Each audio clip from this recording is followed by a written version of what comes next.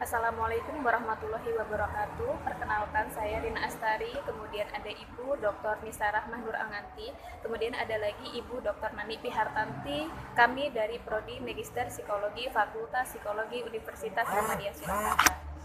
Di sini saya akan memaparkan terkait artikel kami dengan judul Kehamilan Remaja Perspektif Holistik Studi Kasus di Kabupaten Gunung Kidul, Daerah Istimewa Yogyakarta. Kenapa sih kami mengambil tentang kehamilan remaja? Karena remaja itu akan menjadi generasi penerus bangsa.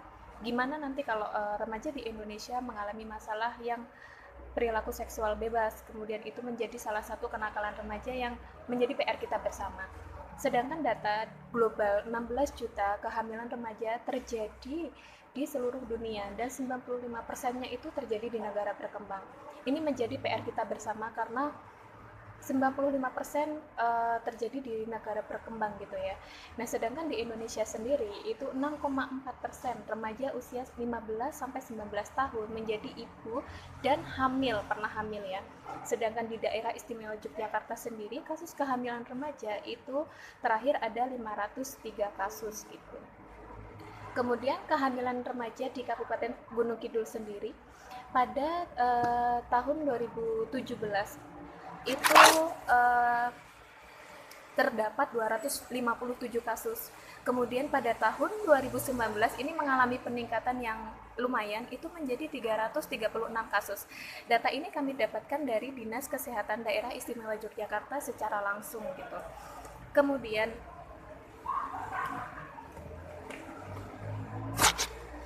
berdasarkan hasil-hasil temuan, kenapa sih remaja itu tuh mau melakukan hubungan seksual pranikah? Itu karena terjadi banyak faktornya. Pertama, mereka itu karena pola asuh orang tua, kemudian tingkat religiusitas, kemudian ada terkait pengetahuan kalau dan anggapan kalau tidak pacaran itu tidak keren, kemudian ada pengetahuan tentang kesehatan reproduksi remaja. Nah, ini menjadi PR kita bersama. Apabila nanti remaja sudah mengalami kehamilan, di sini akan terjadi banyak sekali dampak-dampak kehamilan remaja. Dan responnya pun yang terjadi ketika remaja itu mengalami kehamilan pranikah itu akan banyak sekali respon-respon baik negatif maupun positif. Ataupun coping yang mereka lakukan itu coping positif maupun negatif. Untuk coping positifnya, mereka akan mempertahankan kehamilannya. Cuman jadi PR kita adalah apabila remaja melakukan coping negatif, yaitu dengan melakukan aborsi. Nah, di sini pemerintah itu tidak tinggal diam ya. Apabila remaja itu tidak tinggal diam dengan kasus-kasus remaja, kenakalan remaja, salah satunya dengan hubungan seksual pranikah dengan kehamilan remaja.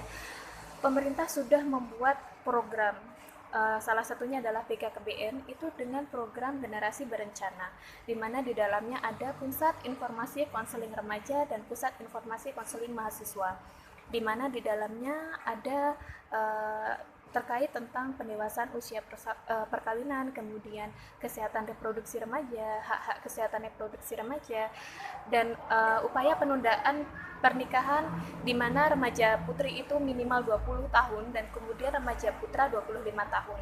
Namun nampaknya dengan adanya program seperti ini belum begitu berhasil. Kenapa bisa dikatakan belum berhasil? Karena di Kabupaten Gunung Kidul sendiri itu dari tahun 2017 dari 257 kasus di tahun 2019 meningkat menjadi 339 kasus. Di sini menjadi kenapa sih kami itu tuh ingin meneliti tentang kehamilan remaja. Tujuan dari penelitian ini adalah kami ingin meneliti faktor-faktor apa saja yang mempengaruhi terjadinya kehamilan remaja. Baik yang kami teliti adalah pertama faktor biologis, faktor sosial dan faktor spiritual. Kemudian yang kedua dampaknya. Bagaimana dampak terkait kehamilan tidak diinginkan baik secara biologis, psikologis, sosial dan spiritual. Kemudian manfaat penelitian ini, kami berharap hasil penelitian ini dapat memberikan informasi yang mendalam tentang kehamilan remaja dalam perspektif holistik dari bio, psiko, sosial, spiritual, supaya tidak ada remaja-remaja di luar sana yang mengalami kehamilan remaja lagi gitu. Kemudian manfaat teoritis, kami berharap hasil penelitian ini dapat memperkaya teori-teori penelitian khususnya di bagian ilmu psikologi umumnya dan psikologi klinis, di mana terkait tentang kehamilan remaja dalam perspektif holistik.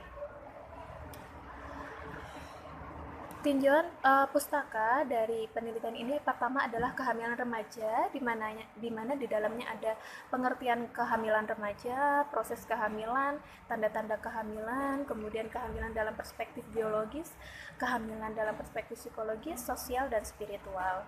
Kemudian ada lagi kehamilan remaja tidak diinginkan, di mana di dalamnya ada pengertian penyebab kehamilan tidak diinginkan dan dampaknya, terutama di dampak bagian spiritualnya, di mana banyak sekali orang tua ataupun remaja yang tidak tahu bahwa dampak kehamilan remaja secara spiritual itu akan terputus ahli waris, di mana apabila anak tersebut perempuan, maka orang tua itu tidak dapat menikahkan anak tersebut. Apabila anak tersebut lahir, orang tua tidak ayahnya tidak dapat memiliki nama bin di belakangnya atau binti di belakangnya. Kemudian teori yang terakhir adalah tentang kehamilan remaja tidak diinginkan perspektif holistik. Metode penelitian ini adalah penelitian dengan metode kualitatif dengan pendekatan studi kasus. Penelitian ini kami lakukan di Kabupaten Gunung Kidul, Daerah Istimewa Yogyakarta. Kemudian kriteria subjek penelitian itu ada remaja dengan kehamilan pranikah atau remaja dengan kehamilan tidak diinginkan, usia 12 sampai 19 tahun dengan pendidikan terakhir SMP, SMA sederajat. Masing-masing kemudian ada informan pendukung yang kami ambil, di mana masing-masing remaja itu akan kami ambil informan pendukungnya adalah suami remaja dan ibu dari remaja perempuan. Selanjutnya terkait metode pengumpulan data. Penelitian ini menggunakan pedoman wawancara mendalam berisi pedoman pertanyaan yang bersifat terbuka, kemudian pertanyaan-pertanyaan terbuka yang menggali tentang kehamilan remaja perspektif holistik, dan pertanyaan tentang kehamilan remaja perspektif terutama di bagian spiritual. Kemudian analisa data. Teknik analisa data dilakukan untuk mengorganisasikan dan menjadi kategori dan menjabar menjadi unit-unit, kemudian melakukan sintesa, membuat atau menyusun pola, kemudian memilih data yang dipelajari. Kemudian analisa sebelum di lapangan. Kemudian ada reduksi data. Peneliti merangkum dan memilih yang pokok, memfokuskan pada hal-hal penting. Dalam hal ini penelitian dipandu oleh tujuan penelitian. Kemudian ada penyajian data, verifikasi data, dan yang terakhir ada panduan wawancara itu terlampir. Kemudian bagian di hasil penelitian, informan utama dalam penelitian ini adalah remaja dengan kehamilan tidak diinginkan. Di sini untuk informan utamanya yang remaja, ini saat kami datang ke sana usianya 16 tahun itu ada 2 dengan pendidikan terakhir SMP, kemudian 17 tahun ada 1, kemudian 18 tahun ada 1, 19 tahun ada 2 informan remaja putri dengan kehamilan pranikah. Kemudian usia saat tahu hamil remaja tersebut adalah 15 tahun, 16 tahun, 17 tahun, 18 tahun. Di sini kami ambil usia kehamilan remaja itu saat pertama kali kunjungan di usia trimester kedua atau ketiga, di mana memasuki usia 16 minggu sampai dengan 42 minggu. Kemudian informan triangulasi itu ada suami informan ya. Itu yang pertama ada 16 tahun usianya, kemudian 17 tahun, 18 tahun ada 2, kemudian 19 tahun dan 20 tahun. Di sini untuk pendidikannya yang 16 tahun SD sederajat, 17 tahun SMP sederajat, kemudian ada 18 tahun itu SMP dan SMA, yang 19 tahun SMK dan 20 tahun itu SMP. Kemudian informan pendukung itu kami pilih ibu remaja, di mana usianya ibu remaja informan utama 1 itu 54 tahun, pendidikannya Islam, Kemudian agamanya Islam, pendidikannya SMP, bekerja sebagai karyawan swasta. Kemudian informan utama kedua itu 52 tahun, agamanya Islam, pendidikannya SMP, SMA, bekerja sebagai pedagang. Kemudian informan ketiga itu 40 tahun dengan agama Hindu, kemudian dengan pendidikan terakhir SD sebagai buruh tani. Kemudian informan keempat itu 54 tahun, agamanya Islam, pendidikannya SD sebagai buruh tani. Kemudian informan kelima itu 60 tahun tidak sekolah, bekerja sebagai buruh tani. Dan yang terakhir ada 51 tahun Islam, pendidikan terakhir SMA, bekerja sebagai pedagang. Di sini hasil diskusinya ya. Faktor kehamilan remaja dalam perspektif spiritual di sini kami temukan adalah tingkat religiusitas, di mana hampir semua informan itu untuk aktivitas ibadah sehari-hari informan hampir tidak pernah melakukan ibadah seperti sholat maupun puasa. Puasa itu pun jarang. Informan mengungkapkan bahwa informan melakukan ibadah biasanya hanya setahun 2 kali, yaitu Idul Adha ataupun Idul Korban. Kemudian informan sendiri melakukan jarang atau hampir bisa tidak pernah melakukan ibadah dengan orang tua informan seperti itu. Berdasarkan hasil penelitian, salah satu faktor kehamilan remaja dalam perspektif holistik adalah tingkat religiusitas, di mana aktivitas seksual pranikah remaja disebabkan salah satunya adalah remaja tidak dapat menahan nafsunya, di mana nafsu itu dapat dikendalikan salah satunya adalah dengan pengalaman agama dan penanaman ilmu agama pada remaja dan orang tua. Berdasarkan hasil penelitian dan hasil wawancara yang kami dapatkan bahwa remaja hampir tidak pernah melakukan aktivitas ibadah sehari-hari seperti sholat, kemudian puasa, ataupun yang lainnya. Nah, di sini ada beberapa orang tua informan di mana sudah mengajak anaknya untuk sholat, namun anaknya tidak mau. Nah, di sini bahwa hampir semua remaja itu tidak melakukan aktivitas ibadah dengan aktivitas ibadah seperti sholat dan yang lainnya, itu hampir dari remaja putri maupun remaja putra.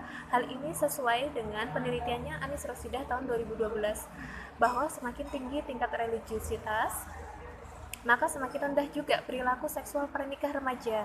Kemudian perilaku remaja tersebut kemungkinan akan mengarah ke arah perilaku yang sesuai dengan kaidah agama.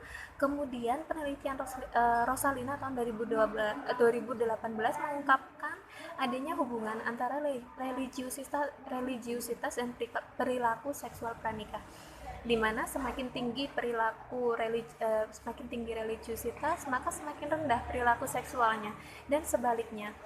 Hal ini didukung juga oleh penelitian Wahyuni tahun 2017, Wijaya, kemudian dan Setiawan tahun 2018, di mana remaja yang memiliki tingkat religiusitas yang tinggi maka akan menjadikan agama itu menjadi salah satu tujuan hidupnya, sehingga menjadi besar kemungkinan remaja akan menghindari perilaku-perilaku yang tidak sesuai dengan kaidah agama, di mana salah satunya adalah perilaku seksual pranikah. Kemudian dampak kehamilan remaja dalam perspektif spiritual, salah satunya adalah pernikahan remaja. Di sini kehamilan remaja membuat remaja melakukan pernikahan sebagai upaya bertanggung jawab dengan perilaku yang sudah dilakukannya.